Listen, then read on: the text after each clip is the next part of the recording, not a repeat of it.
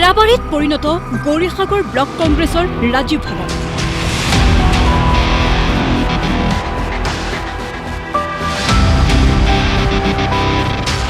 সন্মুখত অৱহেলিত অৱস্থাত এসময়ৰ প্ৰভাৱশালী নেতা অঞ্জন দত্তৰ প্ৰতিমূৰ্তি।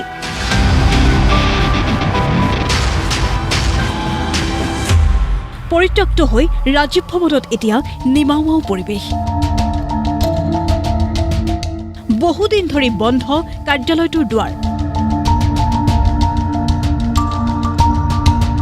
এপিচিচিৰ প্ৰাক্তন সভাপতি অঞ্জন দত্তই গঢ় দিয়া কাৰ্যালয়টোলৈ নাযায় নেতা কৰ্মী।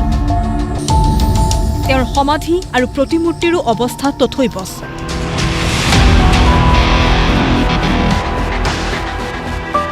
চৌদিশে আৱৰি ধৰা অপতৃণ আঁতৰাবৰ বাবেও এতিয়া কংগ্ৰেছ কৰ্মীৰ অভাৱ।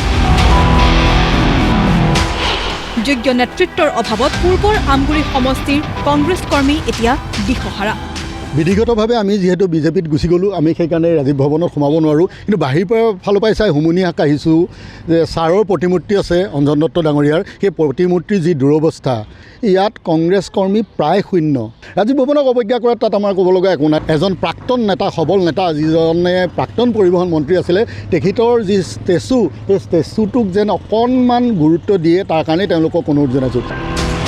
কিন্তু কিহৰ বাবে গৌৰীসাগৰ ৰাজীৱ ভৱনৰ এই দুৰৱস্থা? কিয় উৎসাহ হেৰুৱাই পেলাইছে কংগ্ৰেছ কৰ্মীসকলে?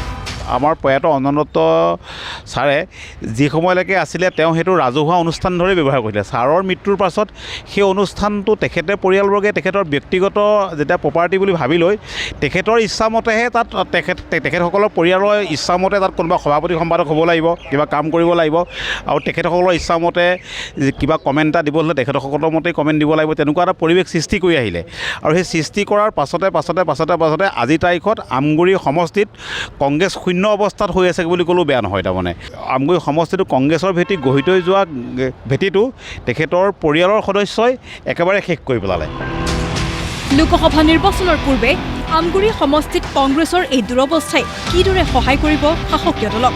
বৰ্তমানৰ সাংসদ তপন কুমাৰ গগৈৰ কাম কাজক লৈ কিমান সন্তুষ্ট আমগুৰিৰ ভোটাৰ? নিৰ্বাচন আহিছে আৰু এই নিৰ্বাচনৰ সময়তেই বিৰোধীৰ যিটো ঐক্য, সেই ঐক্যটো সন্তোষজনক হৈ উঠা নাই। ইতিমধ্যে ফাট মেলাও আমি দেখিছোঁ। আমাৰ এতিয়া বৰ্তমান যিজন সংসদ আছে, তেখেতে আমাৰ এই বৃহত্তৰ অঞ্চলটোত আমাৰ চকুৰ আগত আমি খুব বিশেষ কিবা কৰা আমি দেখিবলৈ পোৱা নাই। খুব বিশেষ কিবা কৰিছোঁ বুলি আমি দেখিবলৈ পোৱা নাই। গতিকে মই ভাবোঁ যে অহা সময়ছোৱাত তেখেতক পুনৰবাৰ নিৰ্বাচন কৰাৰ ক্ষেত্ৰত ৰাইজে হয়তো পুনৰ বিবেচনা কৰিব লাগিব। বিৰোধী পক্ষটোতো ষ্ট্ৰং লাগে, হয় নহয়? ষ্ট্ৰং হ'লেহে কামত আহিব। কোনো যদি বিৰোধী পক্ষ বুলিবলৈ নাথাকে, নেমাতে, এতিয়া শাসক পক্ষ উঠি ৰজা বহি ৰজা নহ'ব জানো? সাংসদজনে কিমান উন্নয়ন কৰিলে আমি নাজানো, আমাৰ চকুত পৰা নাই। আৰু সাংসদজনে পাৰ্লিয়ামেণ্টত এটা কথাও দাঙি নধৰিলে। মানুহে বহুত আশা কৰিছিল, কিন্তু সেই আশা কৰা মতে কাম কিন্তু নাই হোৱা। ভিডিঅ' জাৰ্নেলিষ্ট আব্দুল ৰহিমৰ সৈতে গৌৰীসাগৰৰ পৰা ৰূপম বৰপৰা ৰিপৰ্ট, প্ৰতিদিন টাইম।